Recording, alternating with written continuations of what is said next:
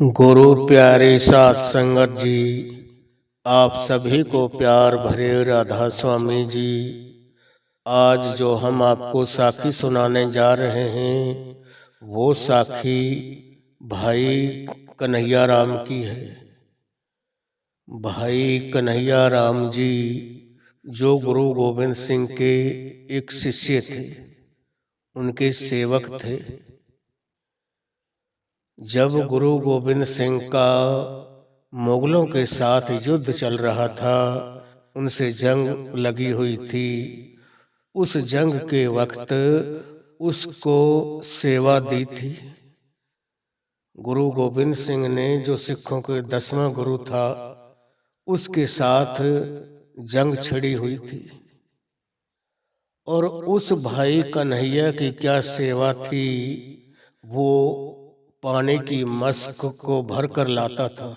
Musk बनाई जाती थी किसी बकरे वगैरह की खाल की, और उसमें पानी भर के वो जो लड़ाई करके बेहोश, जिनको चोटें आ जाती थी, हाथ कट गया, पैर कट गया, या कहीं भाला वगैरह उनको लग गया, बेहोश होकर गिर पड़ते थे। और जो जिंदे होते थे अपने होश में आ जाते थे 2 घंटे 4 घंटे बाद, और उनको पानी की प्यास लगती थी, और वो उस भाई कन्हैया राम जो था वो उनको पानी पिलाने की गुरु गोविंद सिंह ने यह सेवा उसको दी हुई थी।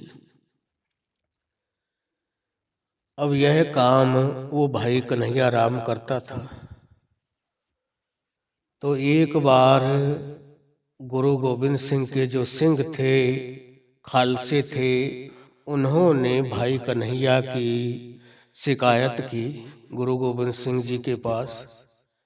कहने लगे, गुरु जी बड़ी मुश्किल से हम उन मुगलों को मारते हैं, और उनको मार काट का हमारा जो उनके साथ चल रही थी लड़ाई, और वो जमीन पर गिर पड़ते हैं, हम सोचते हैं मर गए, किसी का हाथ कट गया, किसी का पैर कट गया, किसी को भाला लग गया, वो जमीन पे गिर पड़ते थे घोड़े के ऊपर से लड़ते लड़ते। और यह भाई कन्हैया जो है, बड़ी मुश्किल तो हम उन मुगलों को मारते हैं, और ये उनको पानी पिला के उनको फिर जंग में लड़ने के लिए तैयार कर देता है। वो पानी गुरु गोविंद सिंह ने लगाया था अपनी फौज को पिलाने के लिए। जो खालसा फौज थी गुरु गोविंद सिंह के, जो सिंह थे, उनको किसी को चोट वगैरह लग जाती, गिर पड़ता, तो उसको पानी की प्यास लगती है बहुत, तो वो उनको पानी पिलाने की सेवा दी थी गुरु गोविंद सिंह ने। जब पानी पिलाते पिलाते वो सबको पानी पिलाता था, वो जो मुगलों का इस तरीके का उसको दिखाई देता, जंग में उसका बुरा हाल हो जाता, और वो होश में आ जाता, घंटे 2 घंटे बाद उठकर बैठा होता, पानी का घूंट मांगता, तो वो उनको भी पिलाता था। मुसलमानों की जो फौज थी मुगलों की, और अपने जो सिंह भाई थे खालसा, उनको भी पिलाता था।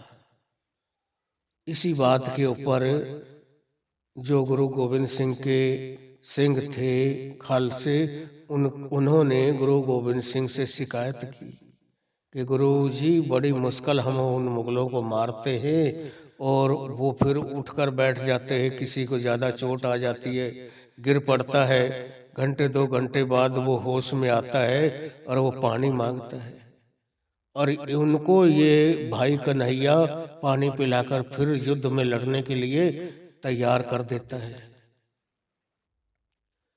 तो जब गुरु गोविंद सिंह ने उस भाई कन्हैया को बुलाया और उससे इस बात बारे पूछने लगा कि भाई तू किस किस को पानी पिला रहा है, तेरी मैंने शिकायत सुनी है कि तू सबको पानी पिलाता है।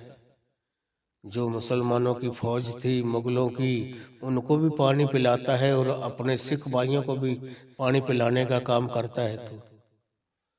तो आगे से भाई कन्हैया ने जवाब दिया कि गुरुजी मैं तो आपको ही पानी, आपके सेवकों को ही पिलाता हूँ। मैं तो जिसकी तरफ देखता हूँ ना, मेरे को तो हर एक के अंदर से आपके दर्शन होते हैं। मेरे को यहाँ कोई दूसरा दिखाई ही नहीं देता।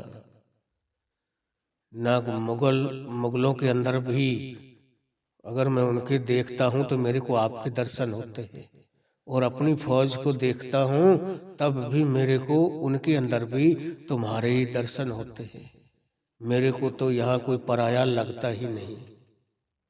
यही पहचान होती है पूरे संत की, पूरे गुरु की, जो उस परमात्मा में, अपने सतगुरु में, उस मालिक में एक मिक हो चुके होते हैं।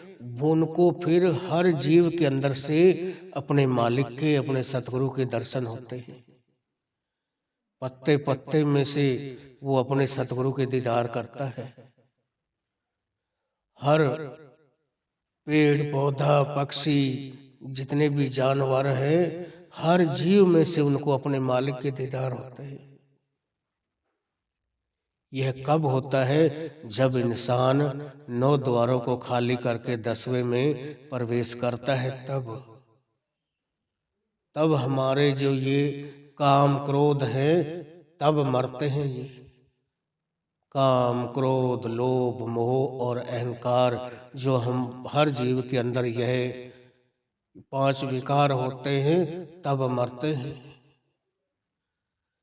जब वो 9 द्वारों को खाली करके 10वें द्वार में पहुंचता है तो चौथे मंडल पे 3 लोकों तक ये 9 द्वारों की पहुंच होती है।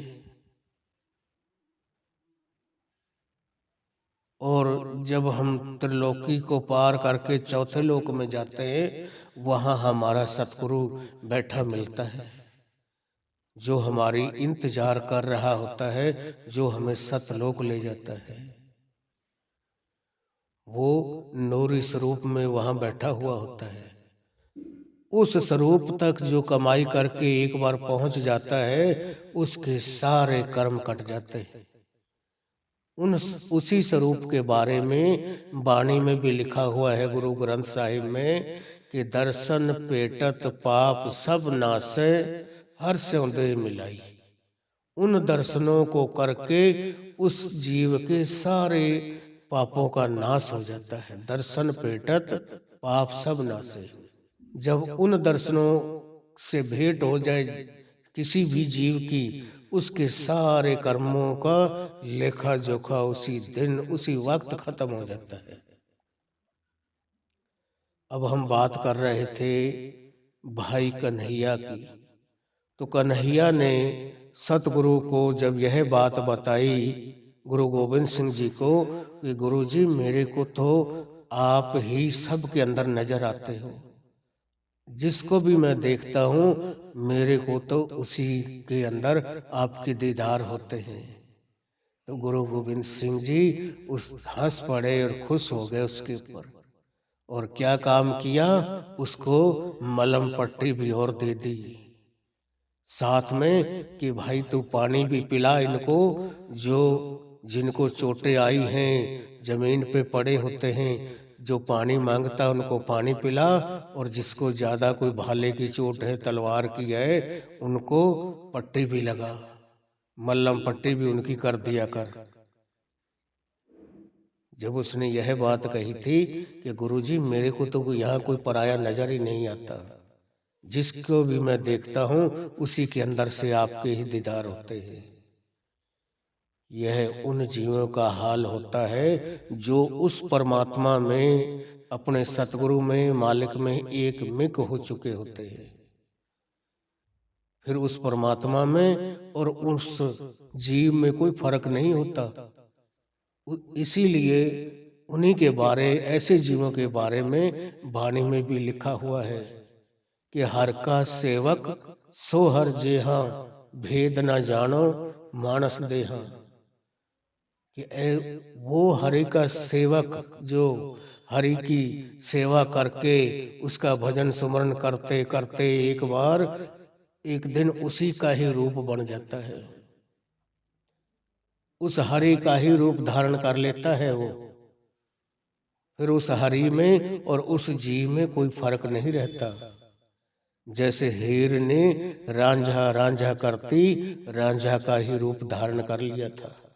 उस वक्त हीर कहने लगी अपनी सहेलियों से एक दिन कि रांझा रांझा कर दी नी मैं आपे रांझा हुई, सद्दो नी मैनू इदो रांझा हीर ना आखो कोई।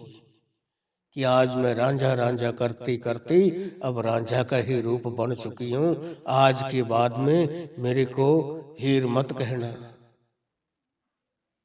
उसी की मिसाल हमारे बाबा जी भी सत्संगों में देते हैं। वाणी में भी आता है, हर का सेवक सो हर जेहा, भेद न जानो मानस देहा। यह उन जीवों का हाल होता है जो 9 द्वारों को खाली करके 10वें द्वार पे प्रवेश कर जाते हैं, अपने सतगुरु के अंदर नूरी स्वरूप के दीदार कर लेते हैं। उनको फिर हर जीव के अंदर वो परमात्मा दिखाई देता है। जैसे मिसाल तौर हम बताते हैं, जैसे संत नामदेव था। एक बार वो रोटियां बना रहा था, जब खाना बना रहा था उसने 2 रोटियां पका कर रखी और जो घी था, घी का कटोरा अपने पास रखकर बैठा था। अब 2 रोटियां उसने पका कर रख दी थी और रोटी ऊपर तवे पर डाल रहा था, तो इतने में इधर से कोई कुत्ता आया गली में से, उन 2 रोटियों को उठाकर भाग गया।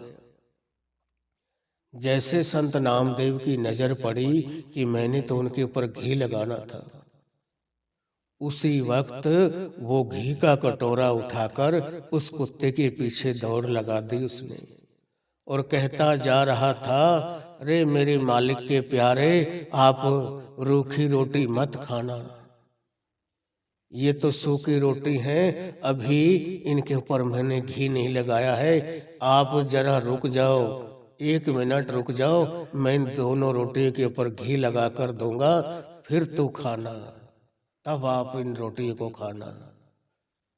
यह किन जीवों का हाल है जो अंदर से परमात्मा में लीन हो चुके होते हैं। उनको क्या होता है, फिर हर जीव के अंदर वो परमात्मा दिखाई देता है।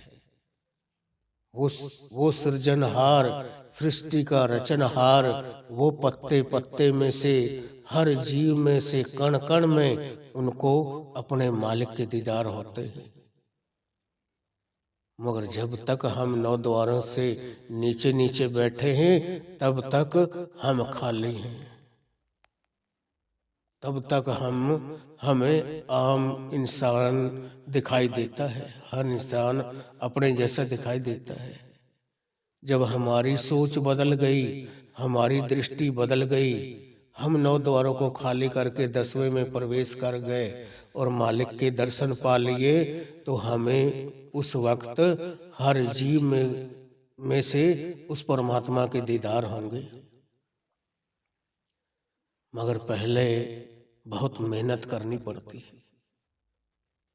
मेहनत करके, कमाई करके एक बार जो पहुंच गया, फिर वो अपनी मौत को जीत लेता है। यही तो, इसी को तो नाम शब्द बोलते हैं। बाबा जी कहता है, नाम नाल कभी लिया जाता है, ना कभी दिया जाता है। नाम तो तुम्हारे अंदर है। उस नाम को प्रकट करने की एक युक्ति, एक तरीका सिखाता है सतगुरु। तो बाबा जी फरमाते हैं, भाई ये जो तुम्हारी हस्ती है ना, ये नाम के सहारे से ही टिकी हुई है। नाम की ताकत से ही तुम चल फिर रहे हो, डोल फिर रहे हो, बातचीत कर रहे हो। जिस दिन उस परमात्मा ने तुम्हारे अंदर से वो नाम वापस खींच लिया, तुम्हारी हस्ती खत्म हो जाएगी। कोई चीज यह टिक नहीं पाएगी। जिस दिन परमात्मा ने इस धरती से अपना नाम वापस खींच लिया, यहाँ परले महापरले हो जाएगी। उस नाम को, शब्द को जब वापस बुला लेता है, यहाँ परले महापरले हो जाती है। जब उत्पत्ति करनी होती है फिर उस शब्द को नीचे छोड़ता है, फिर हर चीज हरी भरी हो जाती है। शब्द की ताकत से सब कुछ हो रहा है। अब शब्द क्या है? शब्द भी दो प्रकार का होता है। जो मैं अब बोल रहा हूं यह भी शब्द है, मगर इन शब्दों को वर्णात्मक शब्द बोला जाता है, जो पढ़ने में लिखने में आते हो। और वो शब्द है ध्वनात्मक शब्द बोला जाता है उनको, जो अंदर का शब्द है, अंदर का जो राग है, अंदर की जो वाणी है, वो धुन है जो सचखंड से आ रही है। जिस धुन को, जिस राग को यह कान सुन नहीं सकते, यह आंखें उनका दर्शन नहीं कर सकती, यह जीभ उसको बखान नहीं कर सकती, ये पैर वहां तक ले जा नहीं सकते। वो पैर और है, वो जीभ और है, वो आंखें और है, सब कुछ और है। जब वहां कोई उस रंग में रंग जाता है ना, तो उस ऐसे जीव से आप पूछ के देख लो कि भाई आपने कमाई की, आप मालिक के दर्शन करते हो, आप उसका कुछ हमें तो बताओ। तो ऐसी कोई चीज है नहीं धरती पे जिस चीज से वो मेल करके बताए। उससे उससे फिर कुछ बता नहीं पाता। वो अंदर से मालिक ने यह भी एक निराला ढंग बनाया हुआ है, जो पहुंच जाता है वो कुछ बता नहीं पाता, उसकी जीभ पर लगाम लग जाती है। उसका वो हाल हो जाता है जैसे हम किसी गूंगे इंसान को गुड़ दे दे और उससे पूछे, भाई बता इसका क्या, कैसा इसका रस है, कैसा लग रहा है ये आपको, इसके अंदर मिठास है या कड़वा कड़वा लग रहा है आपको। वो कुछ नहीं बता पाएगा, गुण गुनाकर ऐसे ही रह जाएगा। यही हाल होता है मालिक से जो मिल जाते हैं, वो उसके बारे में कुछ बता नहीं पाते। अंदर से उनकी रूह गद गद हो रहती है और उनकी आंखों से आंसू टपकते हैं आम दुनिया को देखकर कि इन गरीबों के साथ क्या होगा, इन बेचारों के साथ क्या होगा। गद गद बानी कंठ में आंसू टपके नैन, उनके हृदय के अंदर, कंठ के अंदर वो गद गद बानी चलती रहती है। ऐसा उनको लगता है कि अंदर से पेट भरा हुआ है, कुछ उनको खाने की इच्छा नहीं होती। कभी कुछ खा लिया, एक आध दिन बाद खा लिया, नहीं अंदर से वो तो अमृत रस पीते हैं, जो उनकी आत्मा को, सारी चीज को तृप्त रखती है। कोई भी इंद्रिय उनकी किसी चीज की जिद नहीं करती, उधर खींचती नहीं है, फिर हर चीज शांत हो जाती है। मगर एक बार अपने मन को हमने एक जगह खड़ा करके लगा दिया, 9 द्वारों को खाली करके 10वें में पहुंचने की देर है, उसके बाद में फिर वो वाणी, वो शब्द कभी आपको छोड़ नहीं सकता। वो सीधा धुरधाम से आ रहा है, सचखंड से वो लहर उठती है और हमारे कानों में बज रही है। वो उस दिन बंद होती है जिस दिन हमारी यह श्वासों रूपी पूंजी खत्म हो जाएगी। यह श्वास मालिक ने हमें गणित कर दिए है। जिस दिन वो शब्द हमारे अंदर से बंद हो गया, वो राग हमारे अंदर से शब्द मालिक ने वापस खींच लिया, हमारी हस्ती खत्म हो जाएगी।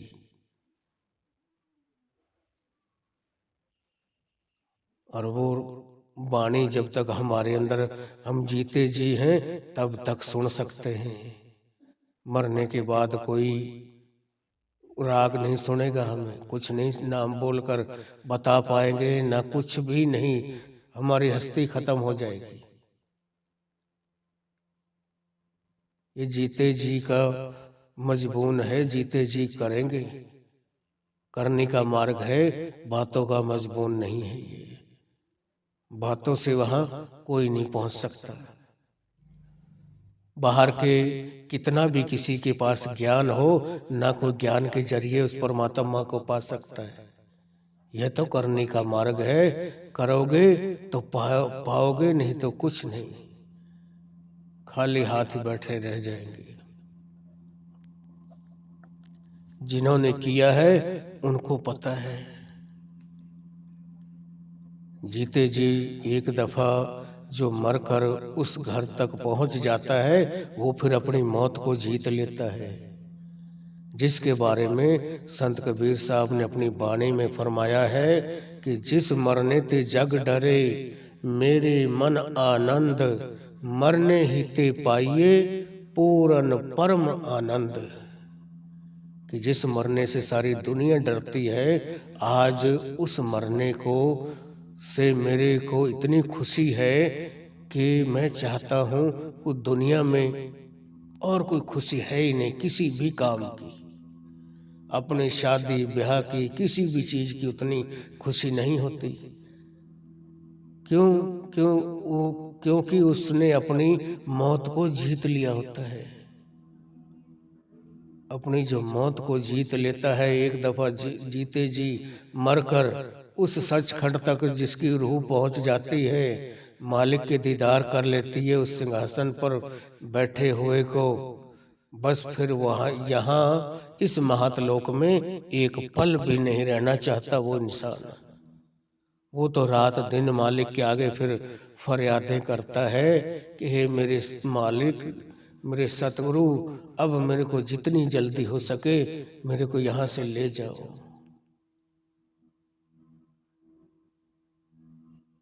यह दुनिया, यह महतलोक उस सतलोक के आगे तो एक गंदगी के ढेर समान है।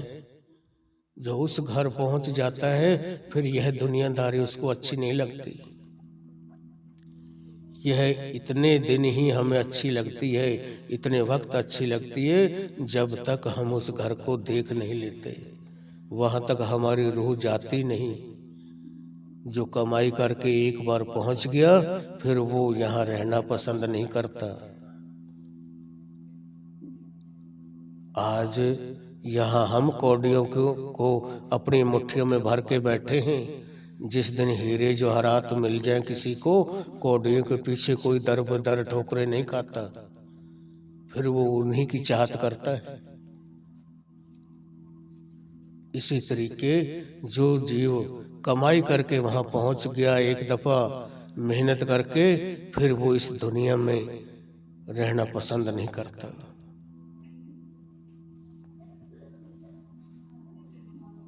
इसीलिए उसी के बारे में हमारे बाबा जी फरमाते हैं, ओ रस आवा ए रस नहीं भावा। जिस दिन वो अमृत रस आने लग गया, वो फिर ये दुनिया के रस भोग विलास जो कुछ भी है ये हमें सब फीके लगने शुरू हो जाएंगे, इनसे मन उठ जाएगा। मगर जब तक हमारे अंदर ये काम क्रोध लोभ मोह अहंकार की आग भड़क रही है, तब तक ये हमें अच्छे लग रहे। जब तक ये पांचों विकार हमारे अंदर शांत नहीं होंगे, वो अमृत रस भी हमें नहीं मिलेगा। वो अमृत रस उस सतलोक से आ रहा है, उसको वाणी कहे अमृत रस कहे, उसके अंदर मिठास भी इतना है। अमृत रस महारस मीठा, बिन चाखे स्वाद न जापे। उसके बराबरी में कोई मिठाई कोई भी चीज इतनी आनंददायक नहीं है। मगर एक बार जिसने चख लिया फिर वो दोबारे इन दुनिया की तरफ मुड़कर नहीं देखता, फिर रात दिन उसी में मगन रहता है। उसको फिर इस दुनिया से कोई लगाव नहीं रहता। मगर उस अमृत को, उस रस को, उस वाणी को कौन पी रहा है, कौन सुन रहा है? उस अमृत को ये हमारे अंदर, हमारे शरीर के अंदर 5 डाकू बैठे हैं, 5 चोर हैं जो उस अमृत को पी रहे हैं। वो कौन है? वो है काम, क्रोध, लोभ, मोह और अहंकार।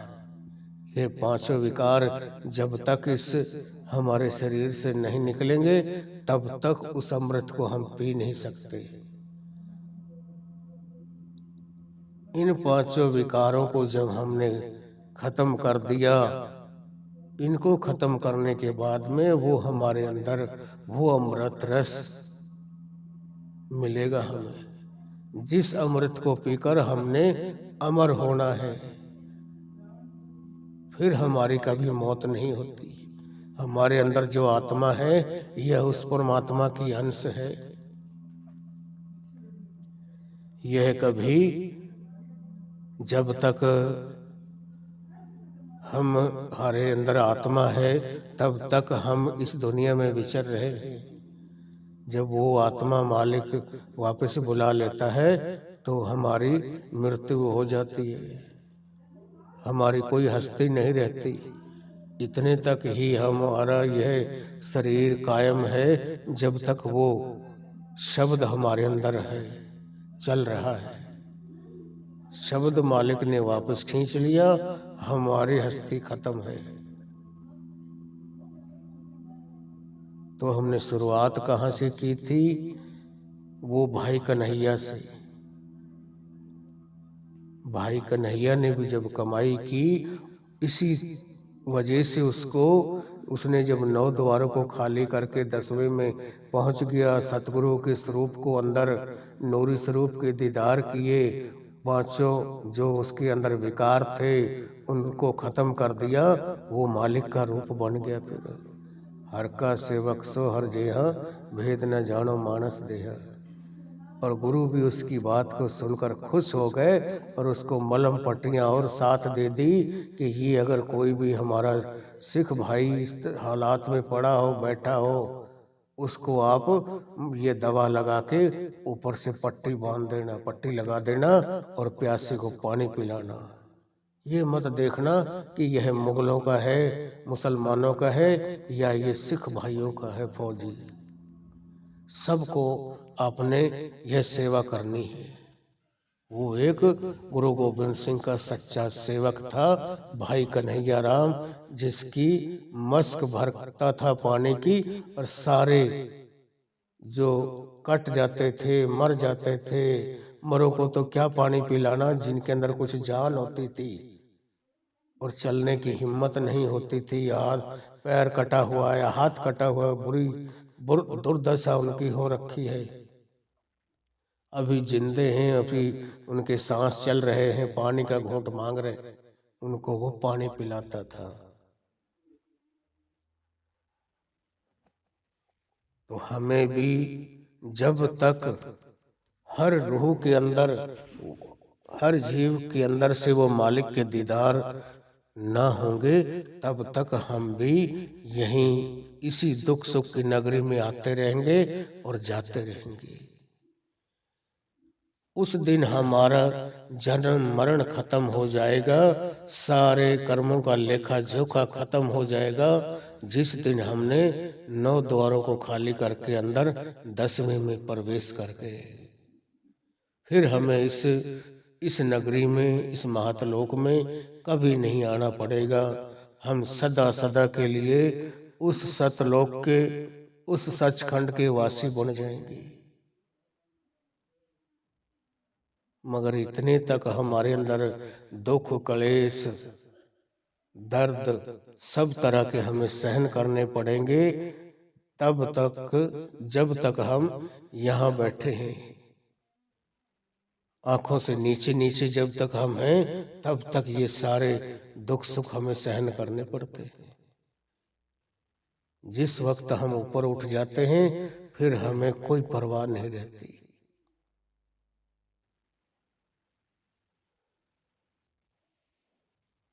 तो हमें इस साखी में जो हमें समझ में किसी बहन भाई के में आया हो कि भाई हमें क्या करना है क्या नहीं करना, हमको हर वक्त अपने अच्छे विचार बना के रखने हैं, किसी के प्रति गलत सोच नहीं रखनी।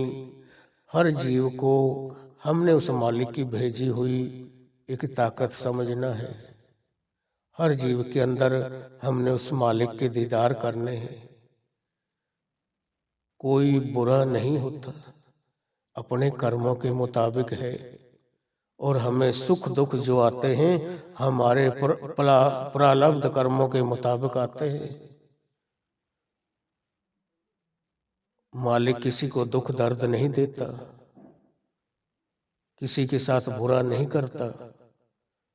जो भी कुछ होता है हमारे कर्मों के मुताबिक हमें मिलता है। सुख दुख अमीरी गरीबी सब कुछ हमारे ही कर्मों के मुताबिक मिलता है। इसीलिए वाणी में आता है, वाणी में बताया है। अब श्लोक मेरे को इस वक्त वो पूरा याद नहीं आ रहा। हर वक्त हमें उसकी खुशी लेनी है, उस परमात्मा की। हम कभी भी ऐसा कोई काम ना करें जिसके हमारे सतगुरु की या हमारे मालिक की तरफ से हमारा मन बता देता है कि हमने आज क्या गलत किया है और क्या सही किया है। किसी का दिल मत दुखाएं किसी भी वक्त। अमृत वचन किताब में लिखा हुआ है, हर चीज की माफी मिल सकती है मालिक की दरगाह में, मगर जिसने किसी का दिल तोड़ा है ना, किसी का दिल दुखाया है, उसकी माफी कभी नहीं मिलेगी। चाहे उसने कितना पुण्य धर्म कुछ भी किया हो, उसको उसकी सजा जरूर मिलेगी। हमेशा जोड़ना सीखें, किसी को तोड़ना ना सीखें।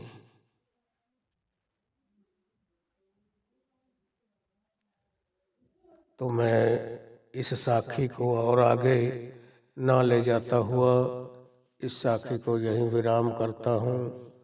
और हमारे इस रूहानी साखियाँ चैनल को आप लाइक व सब्सक्राइब जरूर करें और कमेंट में राधा स्वामी लिखना ना भूलें।